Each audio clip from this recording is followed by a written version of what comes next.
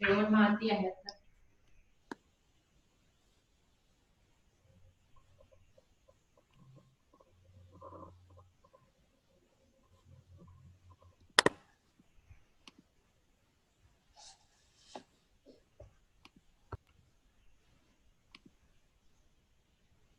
Perfecto.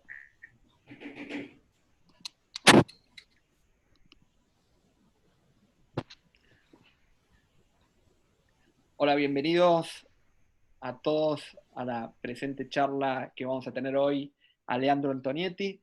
Bueno, este es el ciclo de charlas de la Maestría en Gestión Empresaria. Bienvenidos, muchas gracias por venir a todos los presentes. Esta charla también quedará grabada. Mi nombre es Alejandro Lang y voy a estar acompañándolos a lo largo de todo este ciclo como moderador y a lo largo de hoy.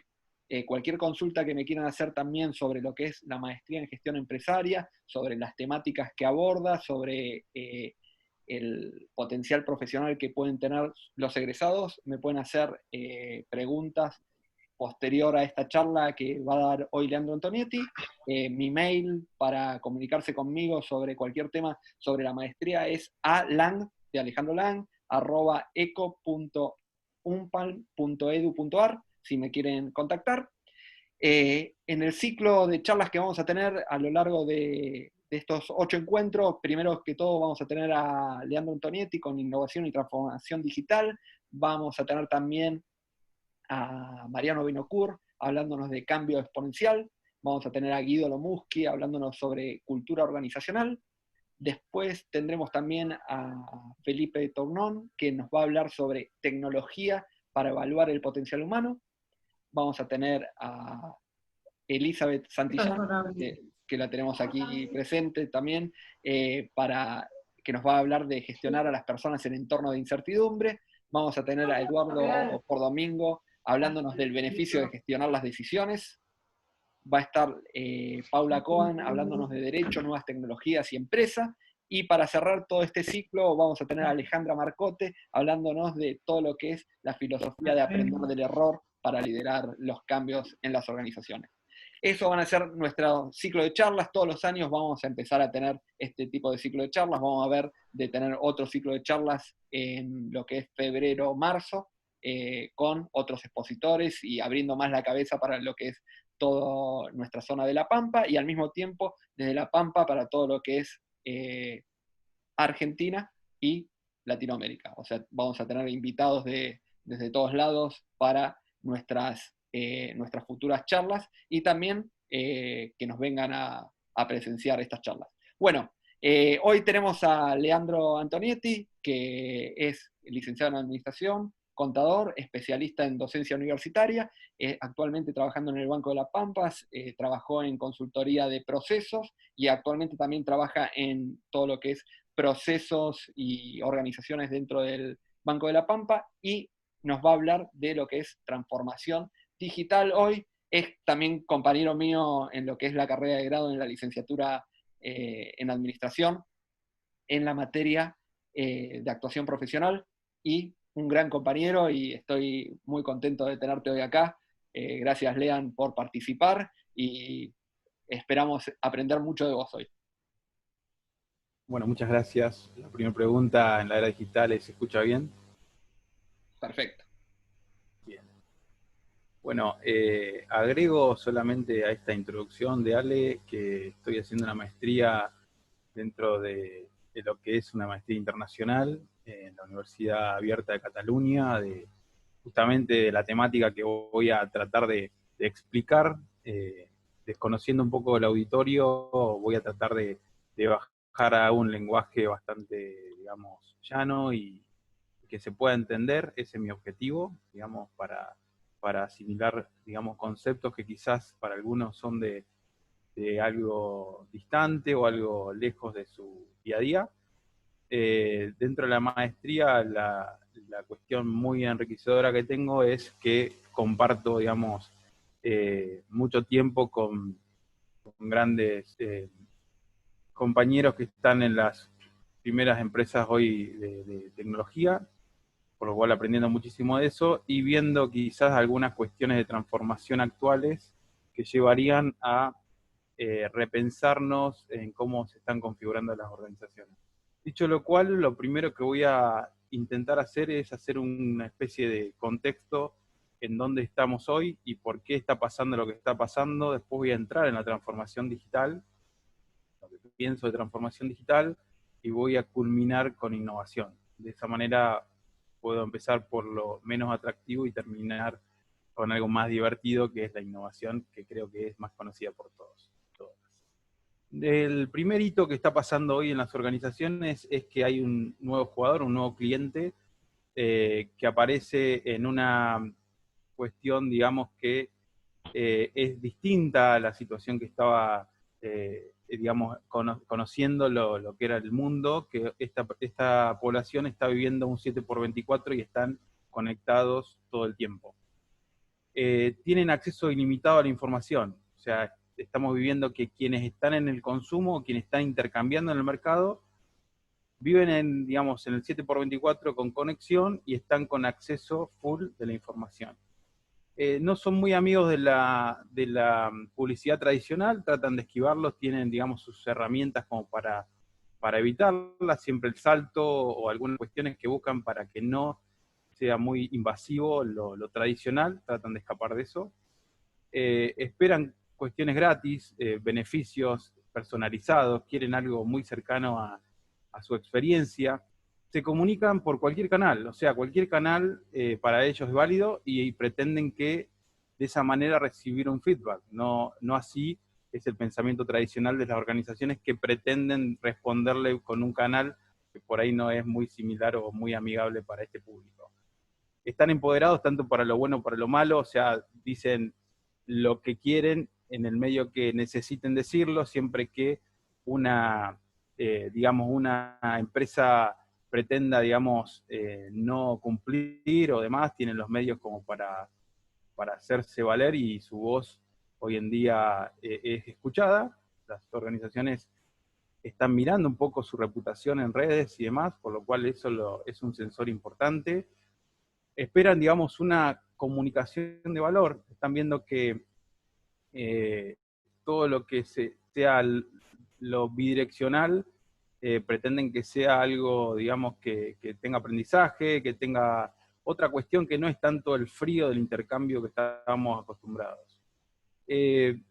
Están, digamos, abiertos a escuchar cuestiones que tienden a dejar la lealtad de la marca, o sea, tratan de generar alguna especie de asombro de algunas nuevas organizaciones, y por lo cual están abiertos a no fidelizarse muy rápido y tener, digamos, una mente más abierta. Hay un rasgo particular que es para remarcar en este hito de los nuevos clientes o el nuevo mercado, que es que completan aproximadamente entre un 30 y un 60% del proceso de compra. Solos van construyendo información, van comparando, y la oportunidad que tienen como para hacer el primer contacto con las organizaciones ya están con un nivel tal que les permite, digamos, definirlo con pequeña intervención de esa compañía o de esa organización, o digamos, pretende esa usabilidad tenerla para hacer esa transacción. Por lo cual, caminan solo, y el cierre de la venta en ese momento para esas personas es una oportunidad muy alta, o sea, porque ya hicieron todo su recorrido y cuando llegan a ese punto ya están para cerrar la venta, lo que era tradicional. El segundo mito o el segundo gran salto que hubo dentro de este, digamos, de este espacio virtual fue, digamos, lo que llamaron el ataque de los exponenciales, que es básicamente lo que se generó en cantidad de información que hoy está accesible para todo el mundo. IBM, el último estudio que hizo fue allá por el 2000, lo que fue el boom de la información, 2016-2017, estableció que el 90% de la información del mundo se había generado en esos 2 años mayor que toda la humanidad hasta el 2015. Quiere decir que la exponencialidad de la información en 2 años hizo crecer al doble de la información total del mundo. O sea, hoy estamos parados con esa, digamos, magnitud exponencial de la información. ¿Y por qué se ve esto? Por algunos factores que son múltiples. bajó el costo de almacenamiento y la disponibilidad de nube, o sea, la información en la nube empezó a tener mayor preponderancia. Subió obviamente el acceso a Internet, hoy el 60% de la población total está conectada a Internet. El costo de procesamiento también bajó y la banda ancha también aumentó. O sea que todas esas cuestiones sirvieron de base para lo que hoy se conoce como Big Data. El Big Data, que digamos yo lo simplifico en algo muy sensible, que es la cantidad de datos que puede soportar una organización o que en un incremento le resulte incómoda. O sea, para un kiosco, un Excel con 1000 filas, capaz que es muchísimo, para una organización media es muy poco, y para una gran compañía que maneja datos, hoy la uno es Amazon, es ínfimo ese valor, digamos, de bits. Por lo cual, lo que está pasando con el Big Data es aquella información que ya es muy robusta, resulta incómoda, tiene cuestiones estructuradas, no estructuradas, tienen algunas características como ser, digamos, que tiene mucho volumen, tiene variedad, o sea, viene de todos los niveles y colores, o sea, viene de un formato, del otro, a gran velocidad, o sea, hay generación de gran volumen, donde tenemos un problema muy grande que es de la cuestión de la veracidad también. Hoy existe, digamos, más difusión de la fake news, es 1 a 6, digamos, a la verdad, por lo cual tenemos una cuestión ahí que estar atentos, y la correlación o la valencia, son las 5B del Big Data. ¿Qué pasa en un minuto en Internet hoy? Hay 1 millón de tweets, 7 millones de reproducciones en YouTube, 5 millones de publicaciones en Facebook, 100.000 fotos en Instagram y 6 millones de búsquedas en Google. Ese es el Big Data. Tenemos un arsenal de información por la usabilidad de quienes están en el mercado hoy. Tienen esa característica y están generando eso. Hoy, digamos, para tener una idea, en el mundo 7.800 millones, el promedio, la edad media, o sea, es de 30 años. Sabemos que la generación millennials es la que se viene, está hoy, y es la que pretende que nosotros nos movamos a su ritmo, y si no lo hacemos claramente, vamos a estar afuera del mercado. ¿Qué hacen la usabilidad de esos usuarios? Tienen, digamos, gran parte de su tiempo en Internet, 6 horas 43 promedio diario, o sea, es altísimo, de los cuales el 54% lo pasan en redes sociales, el resto hay una diferencia entre lo que es videos y otras cuestiones, pero lo que les quiero decir que en el mundo hoy están concentrados el 34% por canal de YouTube, Facebook, Instagram, concentran más o menos entre el 30 y el 34% cada plataforma, por lo cual el total de la usabilidad están en redes sociales, están en videos, etcétera, etcétera, etcétera. Por lo cual, dicho todo esto, hay 2 tipos de organizaciones, que son las que nacen digitales, las nativas digitales, y aquellas que se tienen que transformar en digitales, o al menos tienen que ir dando pasos para estar en línea con toda esta, digamos, gran dimensión de lo que está pasando en el mundo a niveles macros, o sea, no pasa en particular en una región solamente, sino que está pasando, es una tendencia global, por lo cual, si no estamos transformándonos una empresa que pase de lo análogo a digital, la verdad que no nos van a buscar, salvo que nos quedemos con un nicho tradicional y en eso seamos muy buenos. Entonces, para decir algo de la transformación digital, yendo al punto que nos convoca hoy, está en entender 3 términos que yo creo que son básicos para esto, que es qué es el término de digitalizar, qué es el término de digitalización y qué es el término de transformación digital. Digitalizar es registrar datos en formato digital. Obviamente que nosotros estamos escaneando quizás hojas de papel y lo pasamos a hojas digitales, lo convertimos en formato PDF, lo podemos leer también de esos PDF la información que tenga, podemos estar convirtiendo música de un formato al otro, o sea, un libro, documento, etc. Todo eso es tender a trasladar, digamos, del mundo análogo 1.0 al mundo 2.0. Ese es el primer paso de la era digital. La digitalización ya es la coordinación de esa tarea apuntada a un proceso particular. O sea, muchas organizaciones dicen, ya estoy haciendo transformación digital, y lo que se ve es que hacen una mejora de un proceso y quedan ahí. O sea, mejoré, sí, soy más eficiente en el alta de cliente.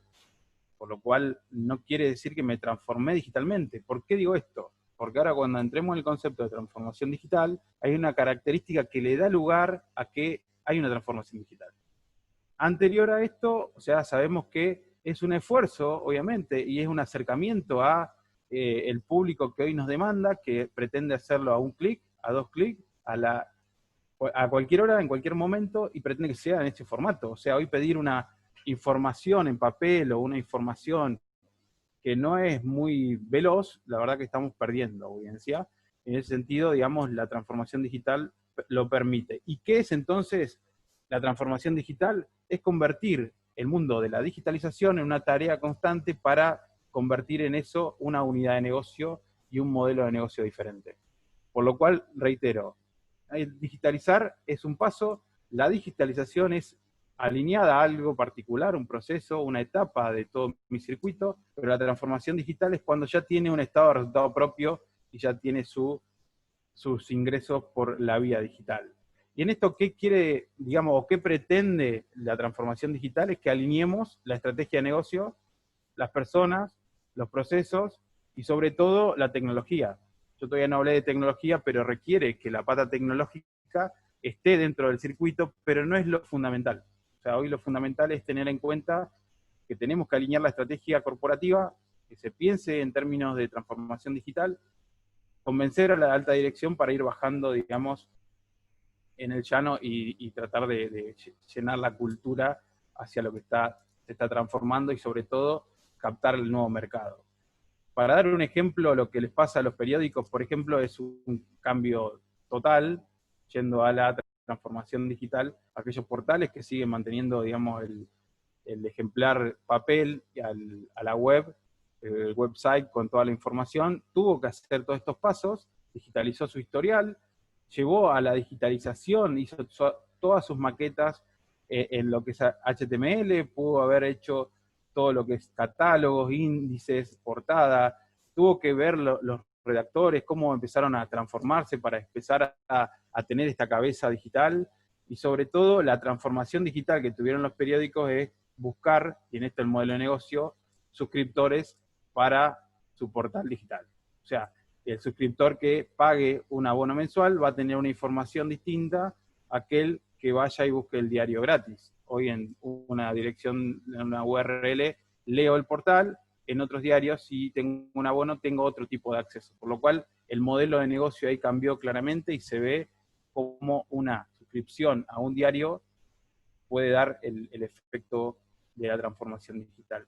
Pero ahí no está la cuestión más importante de la transformación digital, sino que lo está en el análisis de datos. O sea, hoy lo que tengo atrás de la transformación digital es qué hago con la información, qué hago con los datos que voy recabando del que está navegando, del que se suscribió, cuáles son los patrones de esa conducta. Esa es la cuestión donde el profesional en ciencias económicas debería estar formándose para ayudar al negocio. Es un poco lo que hablaba con Ale, me decía, ¿dónde puede disparar esto? Creo que la pregunta clave es, ¿qué estamos haciendo con nuestra profesión para ayudar a la toma de decisiones en base a este formato y esta información muy abundante?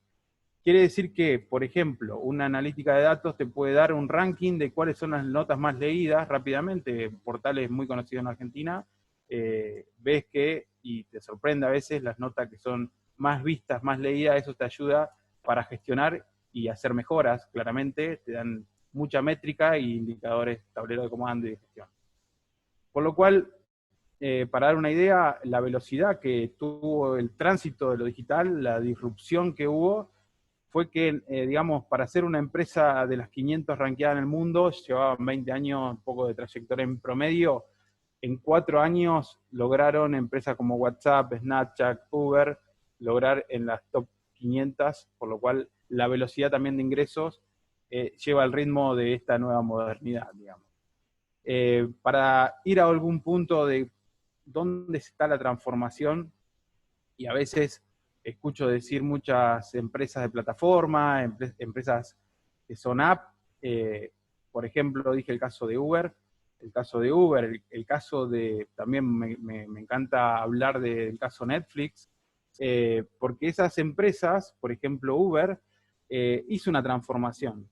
Hizo una transformación, no es una app Uber, más allá de todo lo que pase con Uber, ¿no? Saco el tinte quizás más impositivo, político, etcétera. Lo que quiero decir es que transforma el medio. O sea, estamos acostumbrados a nosotros salir a buscar la parada de colectivo, el taxi, levantar la mano, a que el medio venga hacia nosotros. Primera transformación.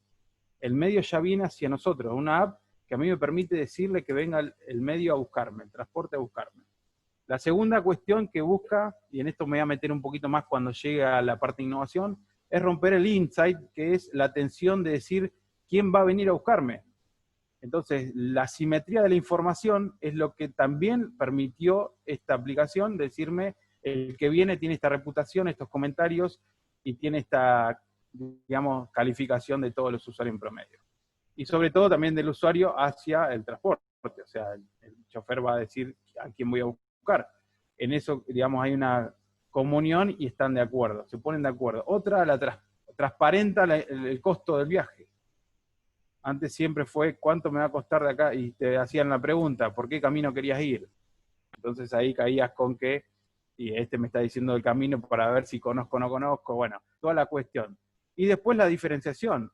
Antes decíamos el blanco y amarillo era todos los que aparecían en la calle y no sabías cuál era mejor que el otro, por lo cual ahora hay una diferenciación. Por lo cual la transformación digital también lleva a la transformación de las organizaciones como tales. ¿Sí? Y por eso también está atado a innovación. Bueno, el gran tema de las organizaciones es quién debe liderar la transformación digital, ¿no? El 50% de las organizaciones lo lidera la parte de tecnología. Y en esto preguntarán si es el más competente para realizarlo. No quiere decir que sea lo mejor. El CEO, o sea, el de informática, lleva toda la cartera de la transformación digital porque parecería ser más parecido a tecnología esto, no a negocio. ¿Sí? El primer punto que vamos a ver cuáles son las barreras. Este es el primero que voy a lanzar cuando lleguemos, que es cuál es la tensión entre negocio y tecnología, o sea, cuál es, digamos, la conversación que se está dando ahí. Por lo cual, el 50% es un número altísimo, lo sigue el negocio, obviamente, y después la parte operativa cuando se relaciona con costos. Lo que pasa es que todas esas personas, digamos, diferente, digamos, el pensamiento del CEO, que es que tiene responsabilidad externa. Los otros miran para adentro, o sea, cuando la transformación digital tiene que mirar la experiencia del usuario, tiene que estar mirando los nuevos patrones y comportamientos, tiene que estar mirando cómo se adapta la organización al nuevo mundo, a la nueva demanda, a los nuevos jugadores del mercado. Entonces, dentro de lo que puedo llegar, digamos, a tener expertise en esto, yo veo como algo mejor, digamos, porque tienen temas más transversales, pero a su vez requieren momentos de uno y de otro, quizás de una línea de un seniority, una línea más abajo de la alta, digamos, de la alta gerencia, para que en momentos determinados se trabaje por proyectos, quizás sea una de las alternativas, y convoque a estos referentes o esta parte del directorio para llevar adelante la transformación digital. No es lo mismo la transformación digital para hacerlo de cara a la experiencia del usuario como para hacerlo en otro sentido y viendo, digamos, qué plataformas disponibles tiene la organización o qué, digamos, carácter de logística o productividad tengo que ir a cambiar. O sea, es totalmente distinto y se usan cosas diferentes. Entonces, lo que viene a digamos, a esta temática es repensarnos nuevas estructuras orgánicas, es decir, si trabajo por proyecto, después cómo tengo que estar trabajando en el sentido de cuestiones de continuidad de negocio, aparecen de riesgo operativo, de riesgo de tecnología, ciberseguridad. Bueno, cuestiones, a mí me gusta mucho hablar de estos temas, pero la verdad que quizás el tiempo, no sé, Ale, cómo vengo del tiempo, pero voy a decir 2 o 3 cositas sobre continuidad de negocio. Que es primero pensar qué es la continuidad de negocio, es pensar qué está pasando, digamos, si hay una interrupción en una plataforma que es 100% digital, o un producto o un proceso que tengo que es, dependiendo de la tecnología, lo que se analiza en la continuidad de negocio es qué grado, digamos, de impacto tengo en una interrupción. Aparece también otra disciplina que es analizar, digamos, la capa de, digamos, de infraestructura, hablamos de cuestiones de tecnología, cuestiones de negocio, que pensemos en procesos críticos y en aplicaciones críticas. En la continuidad de negocio hay un muy buen trabajo que se están haciendo con las grandes consultoras, que es el análisis de impacto de negocio, que resume todo eso en 2 valores, que es cuál es el tiempo de recuperación que tengo, tanto de negocio como la parte técnica. Entonces, decir cuánto, digamos, me puede bancar una aplicación como WhatsApp fuera de línea. Te dirán, bueno, si se me va un día, capaz que ya empiezo a cambiar. Y cuánto pasaría si se detiene un proveedor de internet, o si no, el que me está dando un streaming de películas suscriptas, y hoy en Argentina con el costo del dólar y la imposibilidad de tener asesoramiento por eso, y se interrumpe, si ustedes bancarían o no ese servicio que está interrumpido. Por lo cual, esto es lo que analiza la continuidad de negocio, es estar trabajando sobre planes de contingencia, planes de continuidad, analizando capa crítica, aplicaciones críticas, negocio, cuánto resuelve un negocio, cuánto la tecnología, y se tienen que poner de acuerdo. Para ir más rápido, insisto, Ale, si estoy atrasado, tengo que pasar a la parte de innovación y me falta de transformación digital. Pero aparece una cuestión que hoy hablaba, que era, no sé si Ale estás. Sí, estoy aquí. Estoy justo... Bien, marcámelo el tiempo. Y 5 más. Y 5 más de... Y vamos después a las preguntas. Bien, 5 más me queda recorto, Ale. No llego. 10 más entonces te doy. Eso que fui rápido, bueno, vamos. La cuestión que estábamos hoy hablando con Ale fue el gran descubrimiento de la UBA con la licenciatura en datos. O sea, hoy hay 2 organizaciones que se pusieron en la vanguardia educativa sobre la ciencia de datos, que es la UBA, y la UCA sobre la Big Data y Data Analytics por la parte de posgrado. Me suele pasar que estuve abocado un poco al decreto provincial, que era la trazabilidad ciudadana, cómo las organizaciones, es más, pensar en el mundo que hay muchas, digamos, plataformas que se generan para capturar datos, veo en organizaciones locales como, más allá que sea voluntario, ¿no? Pedirle a la persona que está concurriendo a un establecimiento, la información lo ven como un costo, y la verdad que veo eso y digo, ¿cuánto valor tendría si empiezan a normalizarlo, a integrarlo en sus tomas de decisiones, ver conducta, ver patrones? La verdad que me cuesta estar viendo cómo se pierde valor en los datos, pero bueno, yendo al punto de resistencia, que un poco lo deslicé, me parecería bueno pensar qué lo resiste a la transformación digital. La visión empresarial es el punto número 1, los sistemas tradicionales que no conversan con lo que se pretende, la flexibilidad de los tiempos de hoy, la discusión entre tecnología y negocio, hay que tener un gran cambio de cultura para empezar a unir, digamos, cabezas distintas. La capacidad de gestión del cambio, las organizaciones en este sentido tienen que estar cambiando permanentemente, si no es muy difícil que logren el objetivo de transformarse.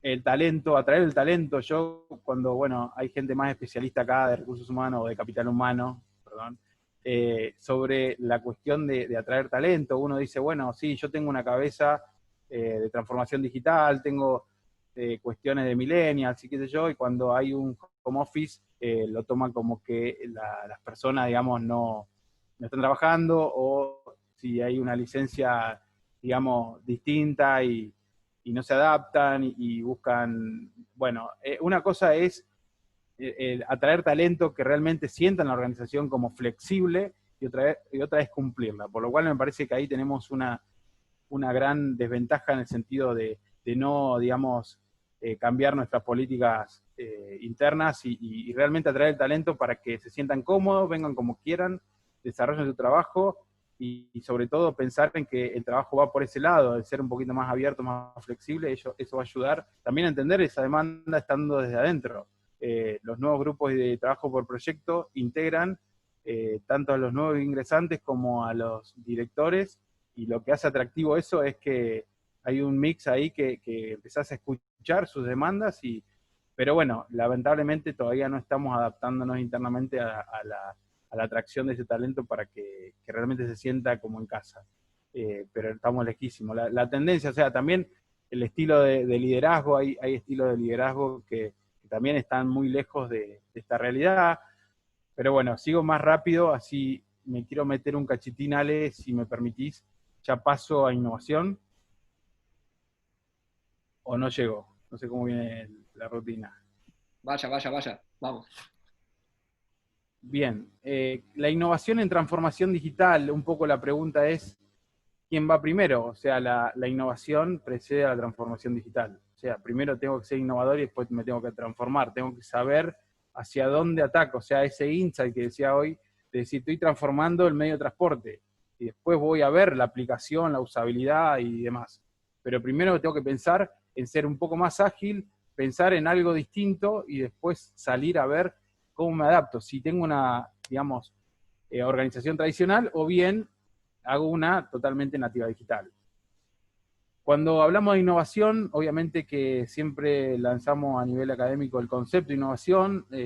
Chicas y chicos responden que es introducir algo nuevo. O sea, en ese sentido es hacer una cuestión de separación, digamos, etimológica de innovar, o sea, introducir algo nuevo. Y cuando llegamos al plano de decir, bueno, hagan una innovación de una zapatilla, por ejemplo, si hay acá firmar y demás, creo que ya me padecieron, la trampa de la zapatilla innovadora trae consigo que el tipo de innovación que pretendo darle es una innovación incremental. La zapatilla está inventada, por lo cual le tiene que agregar valor. En eso, ¿son innovadores? Pregunta a todo el auditorio si somos innovadores. Voy a decir que no soy innovador, la verdad que es una mala palabra. Entonces son innovadores, zapatilla innovadora, me la presentan individualmente y aparecen, bueno, resorte, cable para conectar en USB, de todo. O sea, me han aparecido cosas rarísimas. Después hago la misma dinámica en grupo y le siguen agregando cosas, por lo cual resolvemos que esa palabra, introducir algo nuevo, no es la innovación. No nos ayuda en nada a innovar.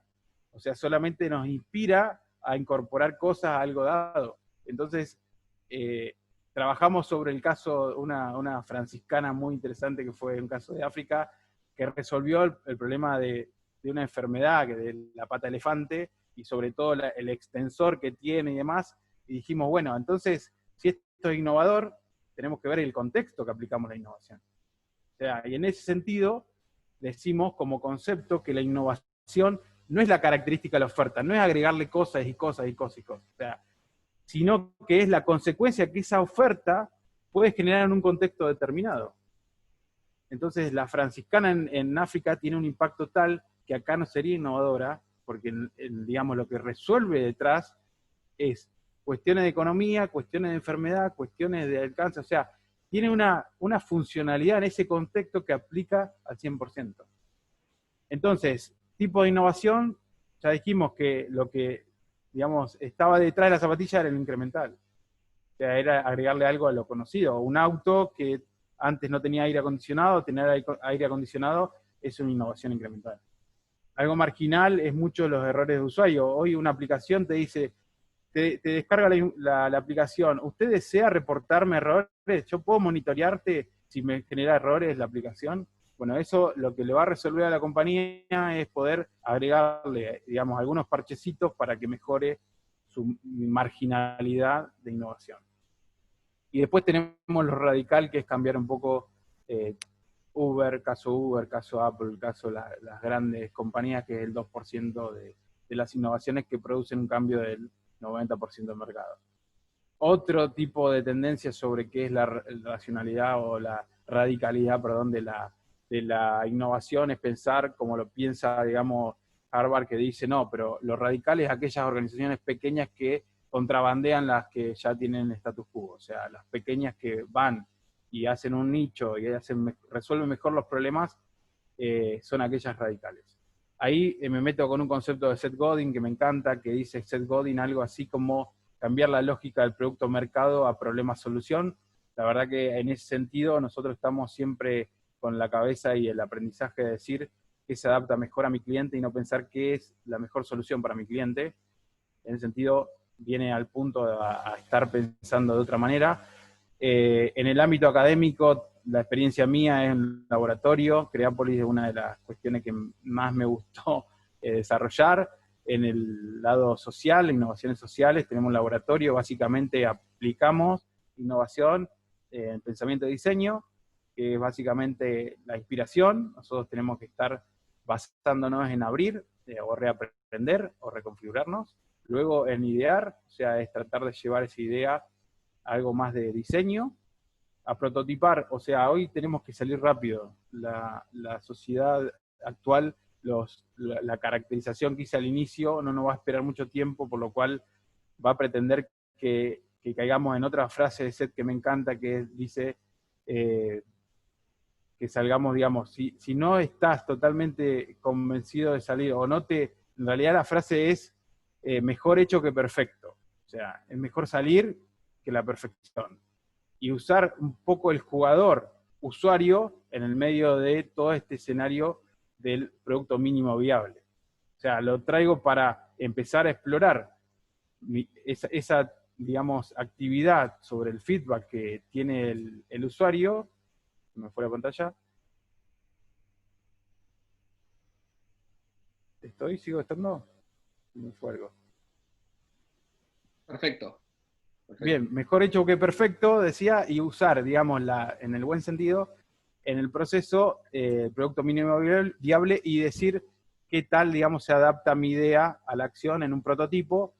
Por ejemplo, de empezar con una patineta para llegar a una moto, es una patineta, después meterle un volante, un motor y llegar a la moto. Antes pensábamos en una planificación lineal, en hacer la moto. Cuando llegaba la moto, la verdad que lo que quería el cliente era un auto, y todo el tiempo anterior, digamos, se perdió. Si me permitís, Ale, termino con una frase de Simon que viene al punto de pensar que en el mundo que estamos, lo que la información consume es relativamente obvio, dice, consume la atención de sus receptores, por lo mismo que riqueza de información creará por esa atención. Eso, lo que quiero describir es que tenemos muy poco tiempo para impactar, y lo que están consumiendo es una información tan grande que mucha relevancia no nos van a dar, por lo cual tenemos que aprovecharla. Bueno, muchas gracias.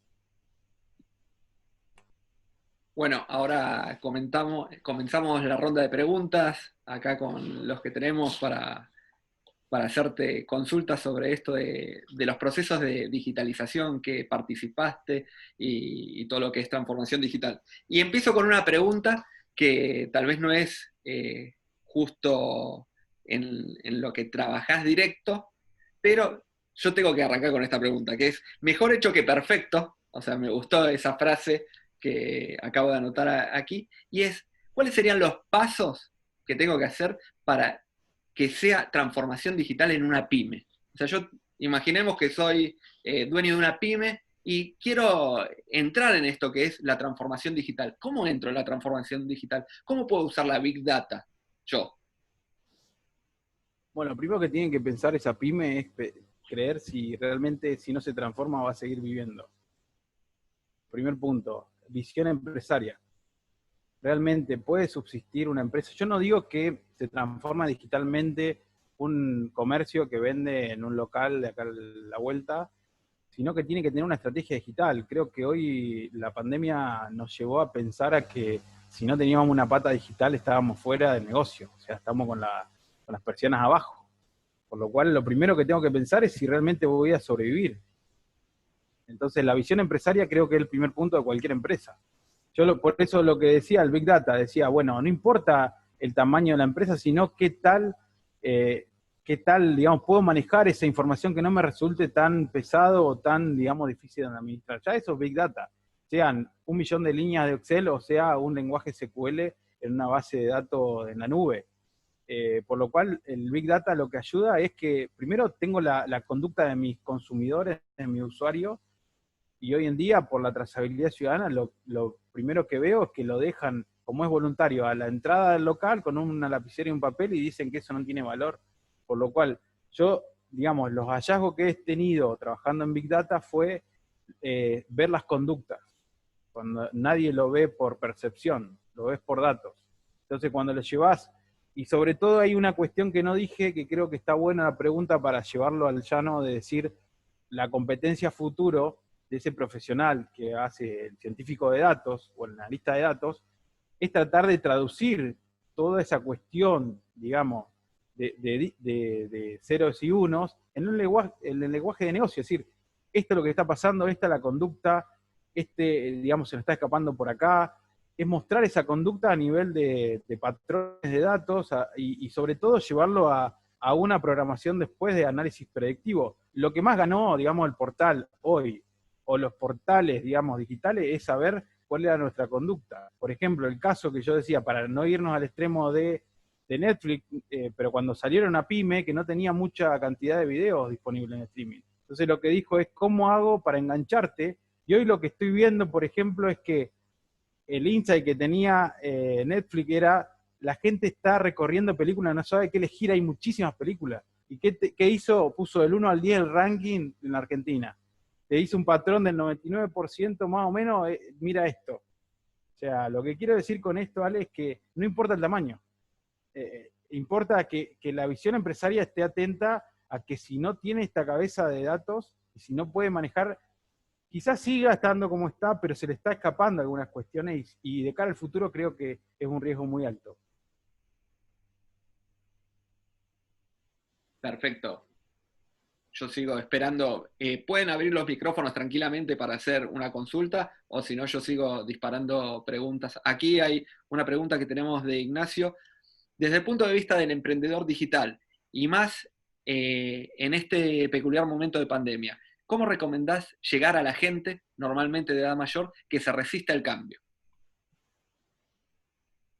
Buena pregunta. Es un exalumno y la verdad que se está desquitando ahora. La verdad que, bueno, no sé a qué te referís con el producto. La verdad que el producto tiene siempre una audiencia y la audiencia no se trabaja en frío. O sea, lo que primero digo es que las audiencias hoy se trabajan de una manera de intercambio de valor y en ese intercambio de valor va a poder, digamos, tener gente similar a, por ejemplo, gente que consume vegano, gente que le gusta el aire libre, gente que surfer, no sé cuál sería tu nicho, pero la verdad que, bueno, los canales que vos tengas, obviamente que hay gente de mayor edad en otro mundo que es Facebook. Creo que todas las generaciones nuevas se van moviendo, se van corriendo de que no quieren estar en el mismo lugar que antes aparecía, digamos, en los lugares físicos, hoy está apareciendo en la era digital. Uno cuando se va cambiando de red, se van yendo los menores, se están yendo a otras redes. Instagram pasó lo mismo, o sea, Instagram hoy es de millennials y mañana el centennial está en Snapchat, que está en TikTok, que está en otro lado, y cuando nos vayamos moviendo, obviamente que... Pero lo interesante de la pregunta es que la audiencia a la que tenés que estar trabajando es de intercambio de valor. O sea, vos tenés que estar viendo qué valor le estás entregando a la audiencia para que el día de mañana haya intercambio de productos o servicios. Y no al revés, porque si no estaríamos en la lógica de lo tradicional. Abrir un negocio y que vengan a buscarme de per se, sino que quizás, si me permití el micrófono, Ignacio, por ahí no sé si entendí la pregunta, pero iría por el lado de la audiencia, no tanto por el encontrar al cliente.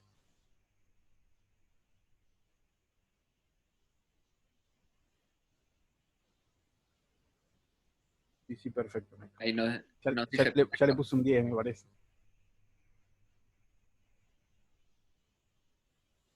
Bueno, te hago otra consulta que tuve por privado que me pasaron, que es, ¿cómo sería una transformación digital en una organización médica? ¿Cómo podríamos hacer una transformación digital en una organización médica? Claramente el punto de la medicina es la que más va a tener efectos no solo de la transformación digital, sino de la inteligencia artificial. La cuestión médica, justamente hice un trabajo sobre COVID, o sea, el tema de que estaba la pandemia era saber qué había pasado con el Big Data, con la inteligencia artificial. Y la cuestión médica, creo que la inteligencia artificial va a ocupar un lugar muy alto, sobre todo lo que va a poder resolver con la gran información y la gran ayuda de toda el conocimiento experto del mundo. O sea, uno dice hoy en lo tradicional, prefiero ir, por ejemplo, en nuestro caso, que estamos en La Pampa, a Buenos Aires porque ven 100 casos y acá ven uno. Imagínate, la inteligencia artificial va a ver la información del mundo y va a decir, esta cuestión se va a poder resolver de esta manera, y uno le va a empezar a creer más a eso que a un médico. La cuestión del COVID, por ejemplo, fue un hecho de que el mundo se debe empezar a pensar sobre la exposición de la información, de la historia clínica electrónica. Si la historia clínica era electrónica y se veían los patrones, digamos, de contagio y demás, esto se podría haber frenado. O sea, si nosotros hay un pacto mundial y decimos que después habría que ver de qué manera se encapsula la integridad de la información, la confidencialidad, etcétera, etcétera. Si nosotros ponemos la información electrónica, todo lo que pasó no debería haber pasado, porque se resuelve mucho más local. La velocidad que tuvo fue por no tener información precisa. Los cambios, la cuestión médica va a ser abrumadora. La verdad que lo veo por el lado de los avances que hay, y no lo puedo creer que empecemos a pensar en términos de la robótica. Pero esto quizás es una opinión ya viendo las tendencias, nada más. Seguimos con preguntas y te están haciendo pensar, Lean, que es, ¿cómo aconsejás cómo hacer una transformación digital los abogados? Acá hay mucho para tocar porque depende si estamos hablando del sector público, del sector privado, o sea, va a ir desde ese lado. Por eso, Sandra, si querés preguntar más en detalle, si hablas desde el lado de la inteligencia a la hora de tomar decisiones por parte de los jueces o por parte de un estudio, sector privado. Listo, desde el sector privado, pregunta. Y Andrés Cohen dice, comparto sobre la inteligencia artificial en medicina, que lo tenemos en la clínica modelo. Bueno, yendo a la parte, digamos, los abogados nos están dando un gran aprendizaje, sobre todo que la justicia se está ayornando a los tiempos actuales. Fue una de las actividades que no tuvieron interrupciones en lo que fue pandemia. La verdad que hay que reconocer que se están volcando. La cuestión de expedientes, digamos, es lo más tedioso de reconvertir. Hoy los sistemas y toda la cuestión es de que están volviéndose a la era digital, permisos de usuario, accesos del que está llevando el expediente a través de plataformas. O sea que creo que están en la etapa de la digitalización, de la administración de la justicia. Ahora, si me preguntás cómo se transforma toda la cuestión, digamos, de la justicia en sí, es un pensamiento un poco más holístico, porque no sé si las generaciones que están tomando decisiones a nivel de justicia, o sea, jueces y demás, porque desconozco, están ayornados a esta era. Pero lo que digo, a niveles niveles operativos, veo que están haciendo esfuerzos a la digitalización. Veo que van por ese lado. Lo que pueden lograr, obviamente, una vez que tengan los datos, es poder trabajar sobre datos, que actualmente el papel los lleva al mundo análogo y tienen que ir a leer el expediente. Imagínate que ahí perdés todo lo que hoy decía del diario. O sea, es decir, todo lo que vos podés obtener de la información, digamos, accesible, no la podrías tener en un mundo análogo.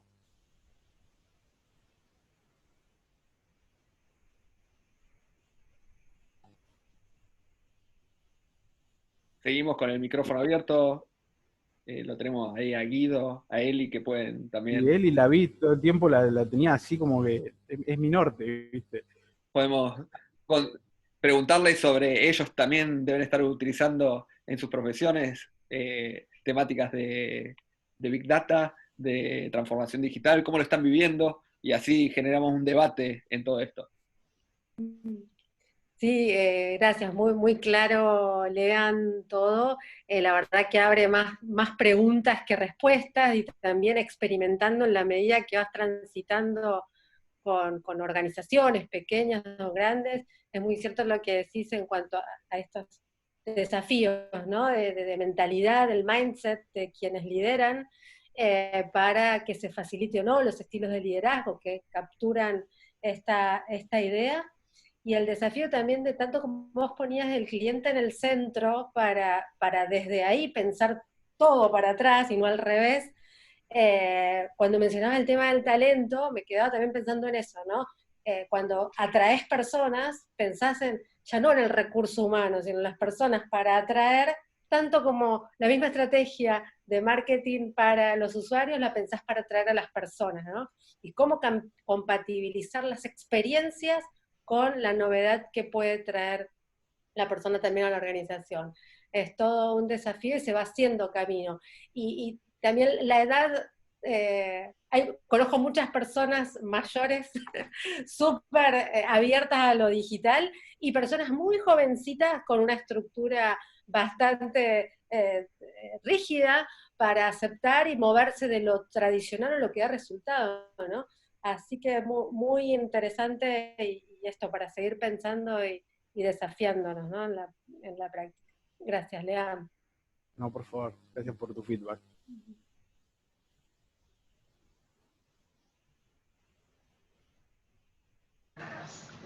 Yo tengo una pregunta. Vaya, Andrés. Mi pregunta es si hay alguna herramienta que te ayude a evaluar la experiencia del usuario. Por ejemplo, el usuario mío es un paciente o un cliente si vendiese algo, pero si hay alguna herramienta digital, porque desconozco, para que vos te ayude a evaluar la experiencia del usuario y así justamente aprender y saber qué es lo que desea el usuario de vos, ¿no? De tu servicio. Muy buena pregunta. Lo primero que recomiendo es establecer, digamos, una cuestión más que nada de un circuito, un proceso por el cual vos vas a estar analizando toda esa conducta y patrones de tus usuarios o clientes y ver de qué manera vas capturando, digamos, todos esos momentos a nivel informativo, o sea, a nivel informáticos, qué información tenés de ese camino del cliente. Una vez que vos estableces ese circuito, vas viendo qué información vas recabando y después en la información vos tenés diferentes maneras de procesarla, digamos. Primero tenés que ver qué tipo de información obtenés, si es una información estructurada o no estructurada, ver de qué manera se empiezan a trabajar de agrupamientos, o sea, tenés que empezar a trabajar sobre la parte, digamos, de la etapa difícil de la información, que es tratar de llevarla a algo homogéneo. Una vez que vos tenés esa capa de información, tenés que empezar a entrecruzar sobre los patrones de conducta y vas a tener una etapa de diagnóstico. O sea, una vez que vos llegás a analizar ese circuito que vos tenés, lo capturaste, lo procesaste, el procesador, digamos, el que tenés, podés arrancar con un Excel, un Access, un Tableau, tenés Power BI, tenés lenguaje SQL, o sea, ahí te va a dar una mano mucho las disciplinas que te tienen que aportar información. Acá en este caso vas a tener que hacer seguramente un trabajo por proyecto, que una de las patas de ese equipo va a ser alguien de tecnología, alguien de sistemas o alguien que te ayude en la parte externa que te aporte ese conocimiento. Sobre todo la parte de diagnóstico, ahí vas a saber qué está haciendo, digamos, el usuario y demás. Después tenés la etapa, digamos, de un poco más evolucionada, que es la predictiva, o sea, es decir, si es un poco lo que pasa en plataformas que están muy avanzadas, tienen una madurez digital que te dicen, si mi usuario hizo 2, 3 cosas, va a ser esta quinta. O sea, para lo cual vos sabés que si el usuario hizo 2 o 3 cositas, vos sabés que el patrón general va para una cierta tendencia. Entonces ya con la madurez que vos vas llegando con la información, vas llegando a un modelo predictivo. Pero el paso a paso te recomiendo que hagas, primero, establecer tu proceso integral, es decir, de dónde vas a ir capturando tu información. Segundo, vas a tener que normalizar bases, dependiendo de qué captures. Vas a tener que analizar correlaciones de datos, o sea, vas a tener que estar mirando un poco la estadística, y después vas a tener que tomar decisiones empresariales con eso. Y por lo cual, digamos, esto es un circuito que se va haciendo tan orgánico en la organización que se tiene que hacer de forma ya funcional. Vos ya tenés que tener un equipo que funcione en toda esta característica. Así que bueno, sí, a ver si querés darme el feedback, si fui bien con la interpretación o arranqué para otro lado. Pero bueno, yo lo que pienso es eso, digamos, es cómo seguir el caminito feliz de la información. Nos pone Fifi eso. buenísimo. Lo de Eli yo me quedaría hablando horas porque me parece muy bueno el pensamiento de qué están esperando las nuevas generaciones. Y me lleva a pensar, este rol, digamos, de la innovación te llega a un rol protagónico. O sea, ya le gusta la escena, quieren tomar riesgos. Así que bueno, hay otra temática que el que la dé, si es Eli o el que sea, voy a estar, porque esto es atrapante y sobre todo que nos tenemos que adaptar a estas nuevas generaciones que vienen muy, muy interesantes, digamos, muy, muy inquietas.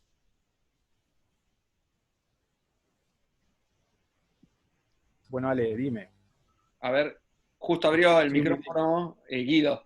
Ahí vamos a darle ese lugar. Sí. No, bueno, varias cosas. Siempre es bueno escuchar otros puntos de vista y otras opiniones.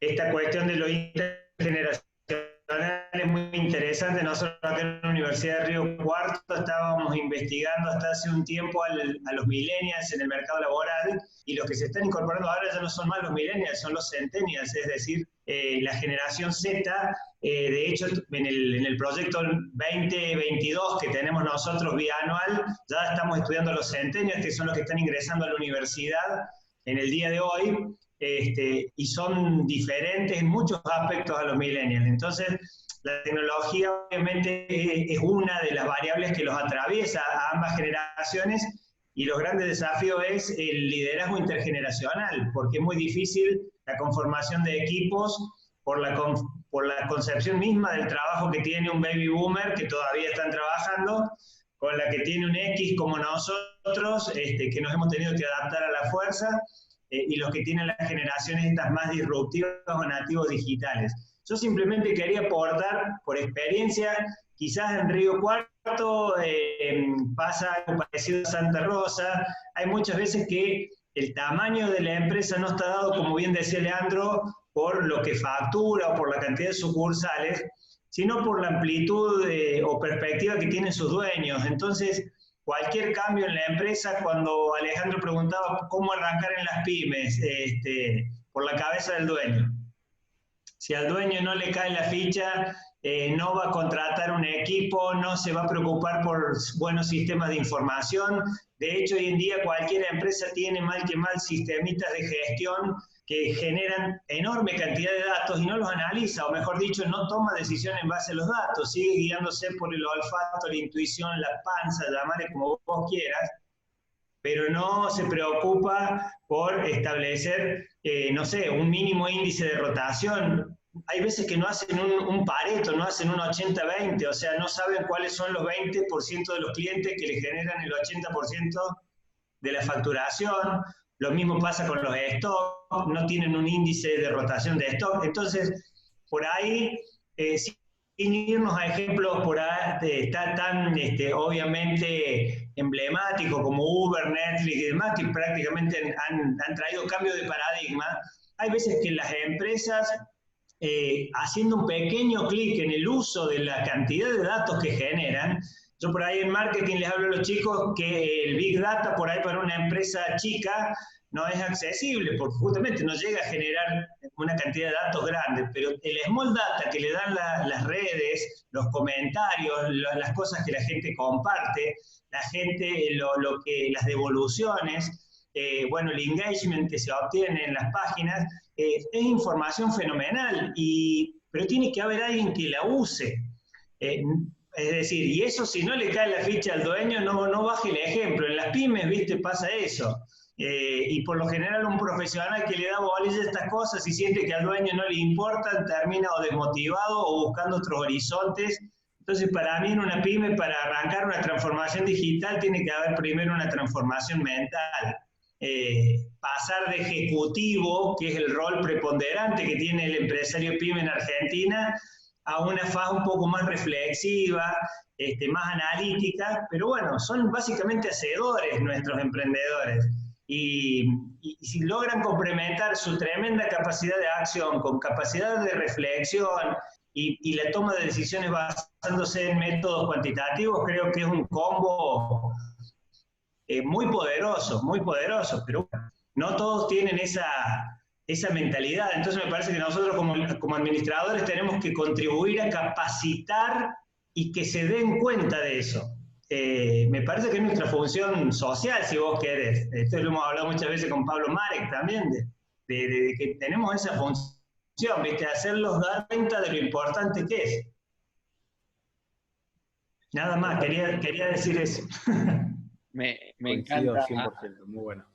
Buenísimo, Guido, lo que dijiste. Hay una frase que me gusta mucho que escuché de Carlos Muñoz hace poco que dice que el mejor vendedor no tiene nombre y apellido y se llama inteligencia artificial.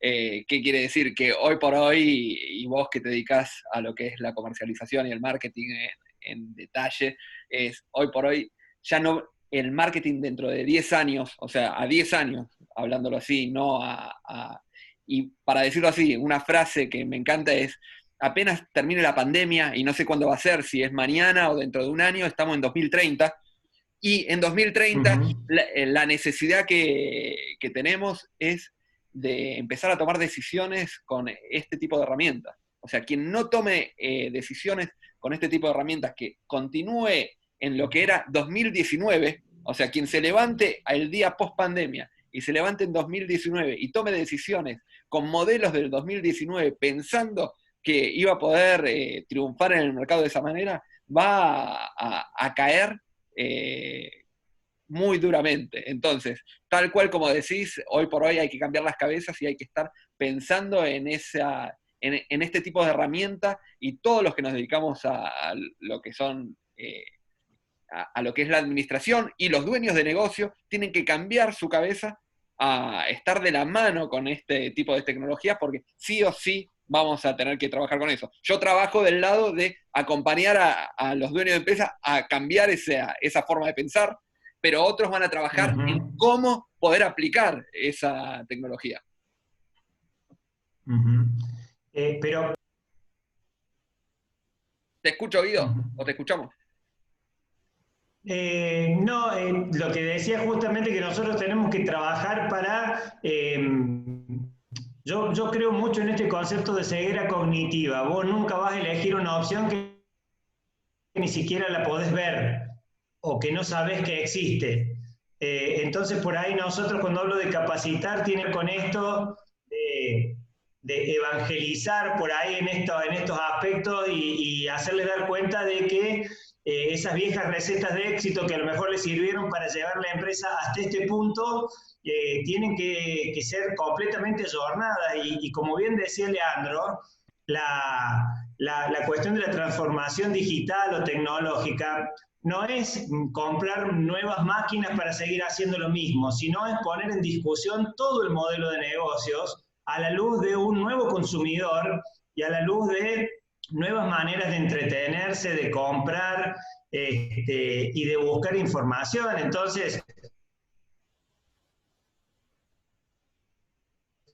eso no es cambiar una máquina que te hace 1000 piezas por minuto por una que hace 1200.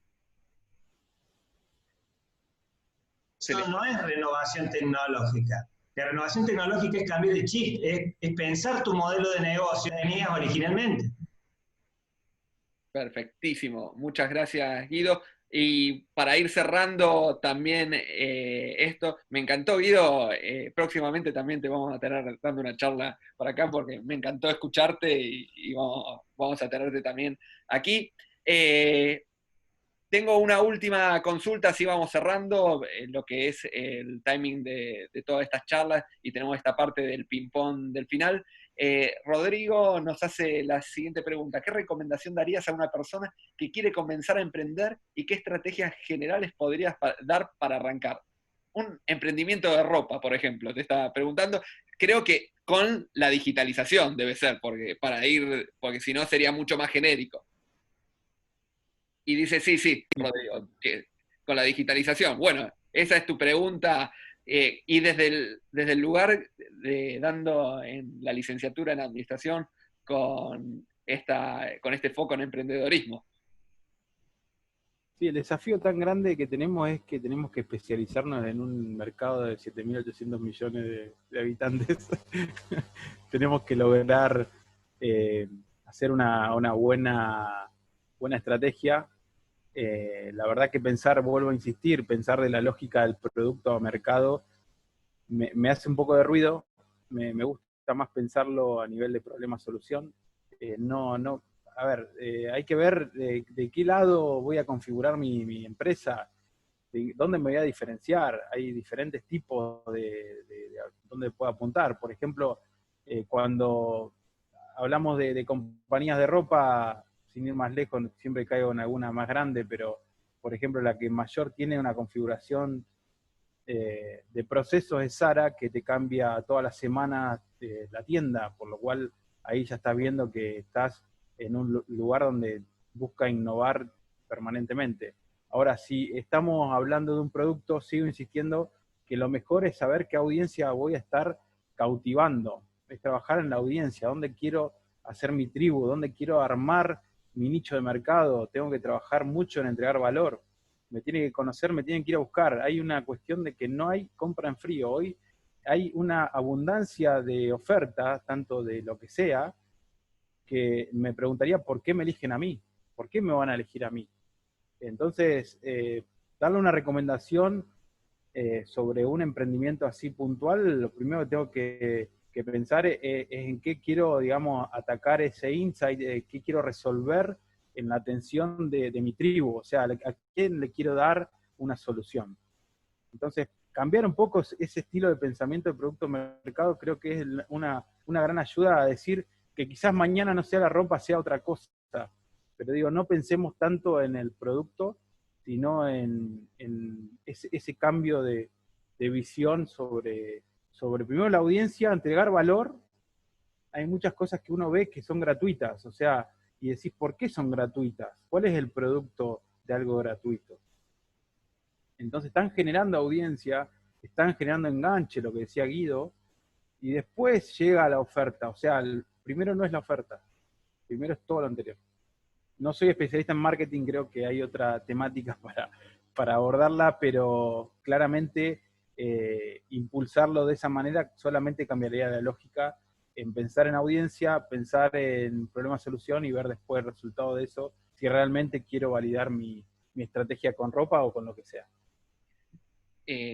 Gracias por la respuesta. O sea, sumándome un poco a esto, me gustó mucho lo que dijiste de este mercado, esta audiencia de 7.000 millones de habitantes. Esa es en la ciudad donde trabajamos actualmente. Creo que los negocios tienen que cada día más pensar con esto de la digitalización, en pensar en que no en las 2 cuadras a la redonda, tenemos que replantear nuestros negocios a nivel regional, a nivel nacional, a nivel mundial. O sea, tenemos que empezar a pensar eso y tenemos que entender con algo que yo lo comentaba hace 3 años cuando me vine a vivir aquí a La Pampa, de la llegada de Mercado Libre, que parecía como que era algo imposible para muchos, y hoy por hoy llega todo por Mercado Libre y la competencia es terrible. Estamos en un momento muy complejo en lo que es el comercio de La Pampa, no solamente por la pandemia, sino por la llegada de competencia de nivel nacional y mundial. O sea, llegan desde libros